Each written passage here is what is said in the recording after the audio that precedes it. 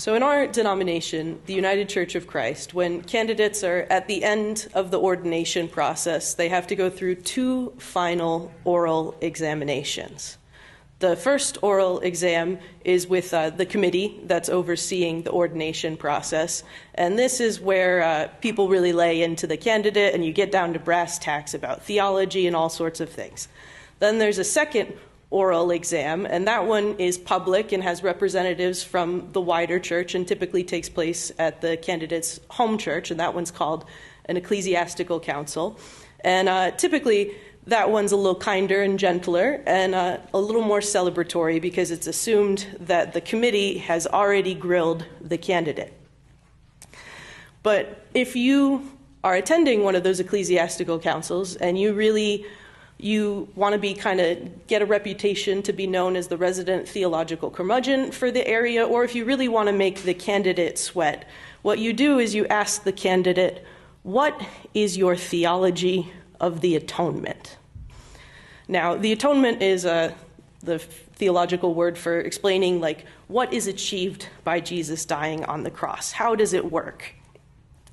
And so this is kind of a spicy question to ask in that setting because there are a lot of theories about how the atonement works, and often that will spark a lot of discussion.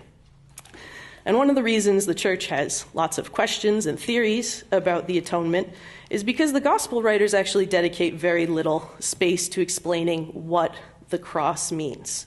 Somehow, Jesus' death and resurrection set things right, but the details of how that works are left unsaid. Now, the church fathers wrote that Jesus' death and resurrection defeats the powers of sin, evil, and death, and then there are different ways of explaining how that happens. The one we're going to go with tonight is that through Jesus' death on the cross, Jesus breaks the cycle and power of violence, and violence is the major tool of sin and evil. And Jesus preaches about breaking the cycle of violence, especially when he tells us to love our enemies or tells us when someone strikes us on the cheek, we're to turn the other. But then Jesus lives out these teachings himself.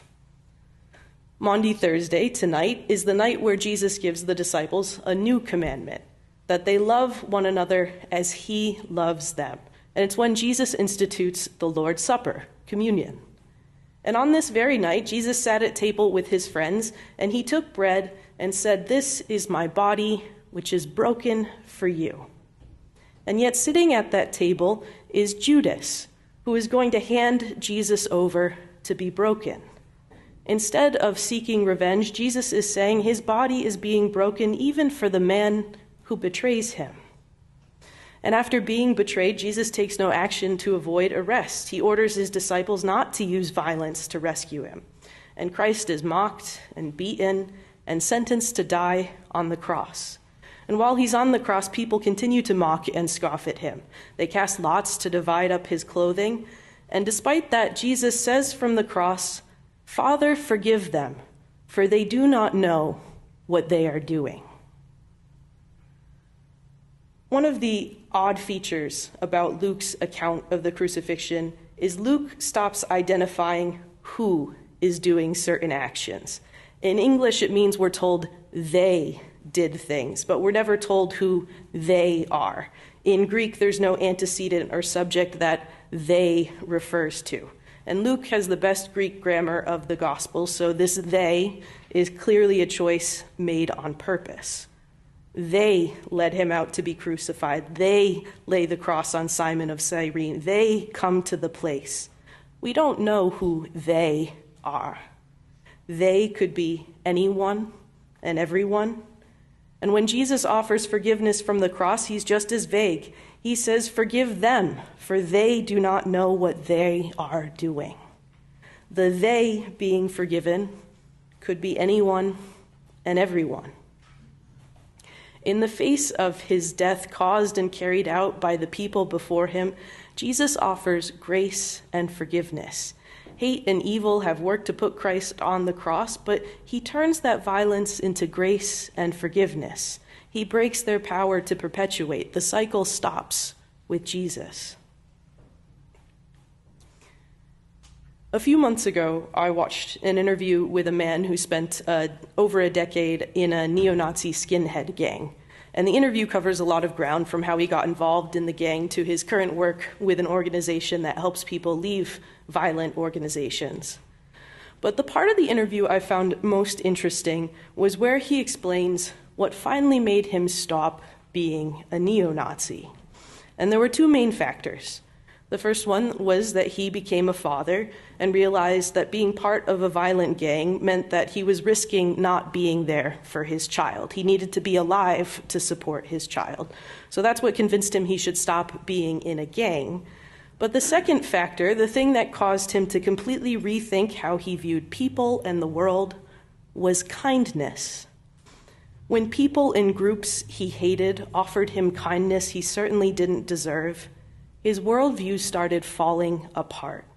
It was kindness from his lesbian boss, help from his Jewish neighbor, and grace shown to him from all the places he'd been taught to least expect it that caused the walls of hate to start crumbling. If his enemies could treat him with such kindness, maybe they weren't enemies after all. The cycle of violence and revenge was broken for him. Jesus' words from the cross and his death cause a similar moment of clarity for everyone gathered to watch the execution. The Roman centurion, an army officer, exclaims, "Jesus must have been innocent." The crowd, instead of cheering Jesus' death, returns home beating their breasts, a sign of contrition and remorse.